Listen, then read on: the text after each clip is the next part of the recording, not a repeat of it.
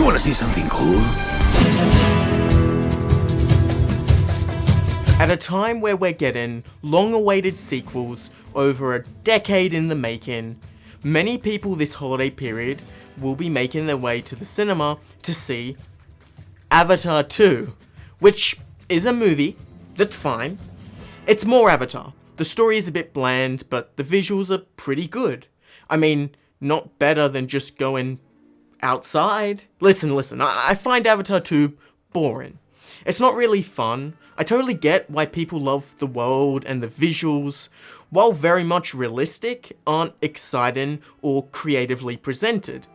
However, right at the end of the year, out of nowhere, comes the sleeper hit no one would expect. Puss in Boots 2 isn't just an amazing kids film, it is a great film by regular standards. It's easily the best film DreamWorks has put out since Shrek 2. That's right, I'm making the big calls. It's breathtaking. The places this movie goes. The animation, the respect, nuance, and maturity given to what could easily be a one-note character. Even the new goofy characters the film introduces are endearing. They're given the room to grow and become likable. This is a spaghetti western at its best. There are sequences in this movie you won't believe that are just exhilarating. I mean, very occasionally, IGN is actually right. It's the Logan of the Shrekverse. So this holiday season, don't see Avatar 2, see Puss in Boots 2. Shrek 2 is my favourite Shrek movie, and probably my favourite DreamWorks movie. It is a perfect sequel. It is extraordinarily well written and funny, paced amazingly, the animation step up is noticeable. I love it. But 5-year-old me didn't know about cinema, or film techniques, or writing. 5-year-old me knew about one thing. The awesome Spanish assassin for hire cat who joined the gang.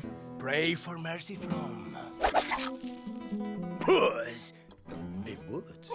Puss in Boots was easily the breakout star of Shrek 2 for me.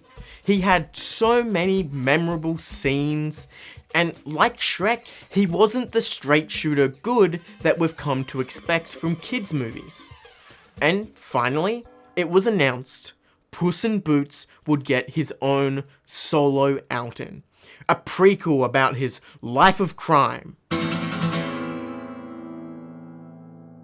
In 2011, it came out, and it's good.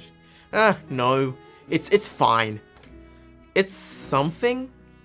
But the now 12-year-old me was kind of expecting something a bit more grittier. Give them a story they can handle. This obviously story's got too much grit in it and they don't know how to do it properly. Give them something about a pony and a wolf or something like that they know where they are. Do you know what? They'll have taken... They took this character and made him a boring hero from the get-go. Nothing Puss does in his own prequel is a distinctly selfish decision. He hasn't really lived a life of crime at all. He's not wanted from the law for anything he chose to do. Puss in Boots 1 took all the fun out of imagining this legendary outlaw. The actual movie is pretty poorly written. A good chunk of the jokes fall into the they're so bad they're good territory, and I doubt that's on purpose. Puss has the power to comedically drop pants, and the charm to drop the girl's panties. Yeah, baby.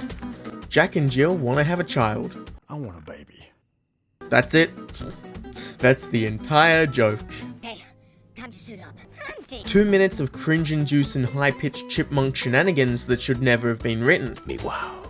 Lady Gaga's Americana is the credits song?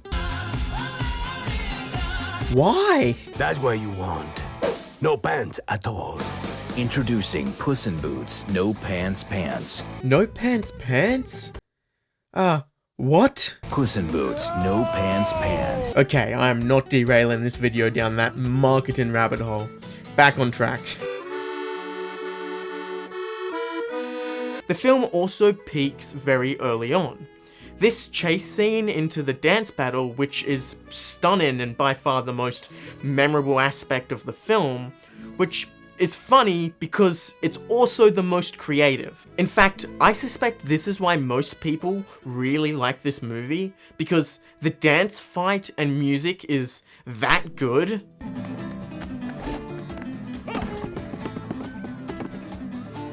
Kitty Softpaws is a fine addition, still pretty badly written, but a nice new character for Puss to play off. In contrast, the egg fucking sucks. This movie screeches to a halt to give the crybaby, sympathetic Puss backstory. You wanna know my stupid crybaby backstory? Knock yourself out. And the egg is pretty much in the rest of the film after this. I mean, actually, the egg is in the whole film, just in the background, apparently. Ugh. But I was always there.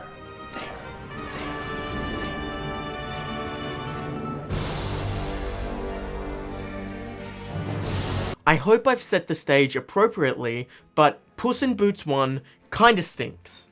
Mainly because it took all the steam out of the outlaw myth of Puss in Boots with poor writing and lame character work. There were parts to enjoy, like the dance fight and occasionally funny joke. Pretty much any experimentation with the aspect ratio or editing is a welcome addition. Thus, that brings us here, over 10 years later, to The Last Wish. Puss in Boots 2 is almost a masterpiece that fixes every problem I had with the original. It makes Puss in Boots an actual nuanced character who you can follow. It is beautifully animated and experimental in the ways I love.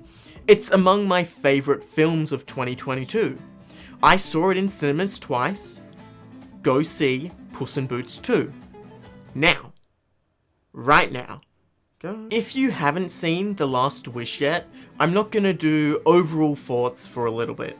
However, I am going to discuss the first 30 minutes or so of the film in detail, because Puss in Boots 2 starts so unbelievably strong that I was sitting in the cinema like, no way is this going to be competing with the big film hitters of 2022.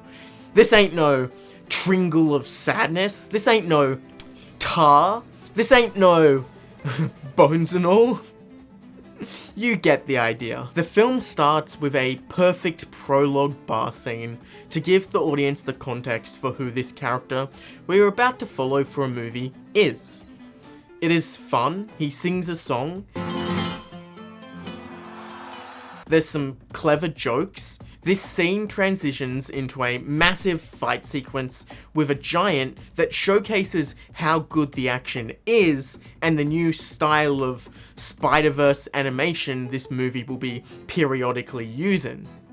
Then the legendary outlaw, Puss in Boots, due to his own ego and own decisions, dies. The legend will never die! Puss wakes up, he's a cat. He has 9 lives.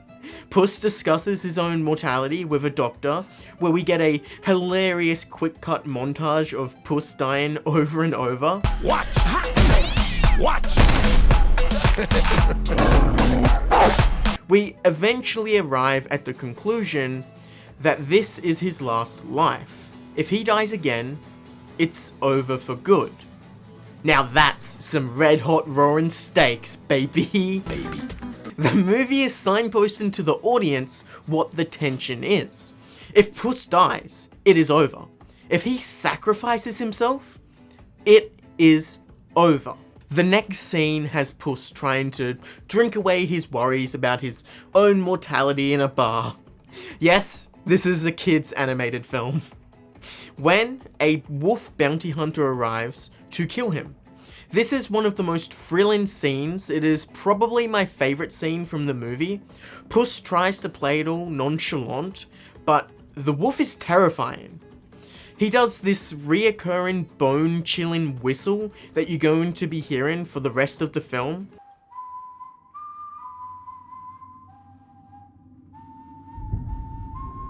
and beats Puss in Boots with ease.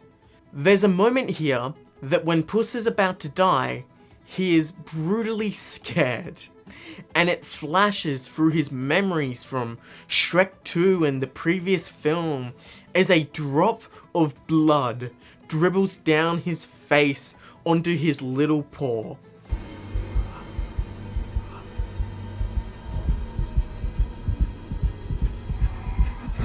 What's the matter? Lives flashing before your eyes? I was getting emotional, and this was some serious scary shit.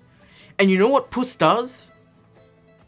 He runs away like a coward because he's scared of dying. I know it sounds like I'm making this shit up, but the movie is honestly that good. The final scene I want to talk about is after running away scared, Puss essentially kills his own myth and goes into retirement, living a life of boring prison monotony. And it is presented brilliantly. It's a beautiful montage of sound and reoccurring visual imagery. Puss gets a beard, and literally at this point, I was like, this might be the best movie I've seen this year. Everything Everywhere All at Once? Watch out! I'm not going to spoil any more specific scenes. This is where Act 1 basically finishes up, and I think it's time for some brief criticism and overall. Act 2 of the film is where the perfect streak ends, unfortunately.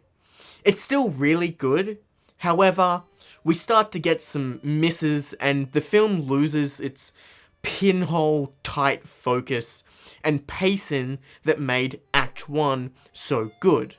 Act 2 introduces a lot more characters and parties who are all striving for the last wish treasure. Puss loses a good chunk of the focus, and that's okay. However, by having a bunch more characters, there's no way to avoid that some of these are going to be worse by proxy to Puss and taking attention away from his personal struggle. It also introduces the annoying sidekick character who is adorable, but really threads the line of my tolerance. The film additionally has a bit more of a linear goal. Everyone wants the last wish treasure, whoever gets there first wins. It's fine, but compared to what Puss is going through in the first act, not quite up to scuff. What helps alleviate the Act 2 blunders is that Act 3 is really, really good, with a great amount of payoffs from the Act 2 setups. The film has a lot of confidence in its characters, and all the attention given to the side characters, like the pug and Goldilocks, that I found annoying in Act 2, starts to pay off. You begin to like these characters because you understand them, and their struggles, or lack thereof in terms of the pug, who just wants a family. What you fundamentally get is the character of Puss in Boots continually making selfish decisions trying to get the last wish for himself out of fear. However, you surround him with all these other characters who are a little bit broken too, and give these side characters the space to go through their own human struggles. What you achieve is a film that allows our main cat character to regain his humanity because of the people around him. These annoying idiots help teach Puss to finally accept his mortality, and Puss can finally make a selfless decision. It's riveting.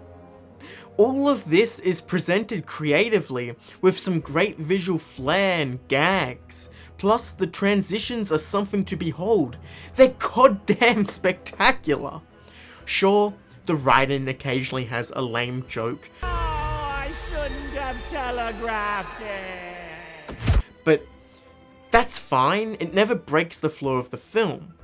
The regular animation, especially on the animals, just looks genuinely amazing and is full of life in a manner I expect will be timeless. Because it's not trying to look realistic or live action action, Disney, you stupid plonk. Ya plonkers! The action is especially well choreographed, where it uses the lower frame rate Spider-Verse style with big, long, continuous shots that blend really well. I could go on more and more, but we're well over the 10-minute mark, so let's wrap this up. If I haven't made it clear, I really like Pussy. If I haven't made it clear, I really like Puss in Boots too. DreamWorks is really pulling the big guns out here, and the director, Joel Crawford, is a name to watch out for. It is a joy to watch. It has some sequences that are exhilarating. The voice acting is great all round, but especially from our leads. It is a sequel so good it revives the series. It keeps some elements from the original, like the fun and the relationship of Kitty SOFTPAWS, but expands and brings these elements to life in a way that sequels hardly ever do. Avatar 2! Most importantly though, it makes Puss in Boots an actual character, who makes selfish decisions and wastes his lives. But someone who can be redeemed by the people around him. It's a tale as old as time. What's new, pussycat?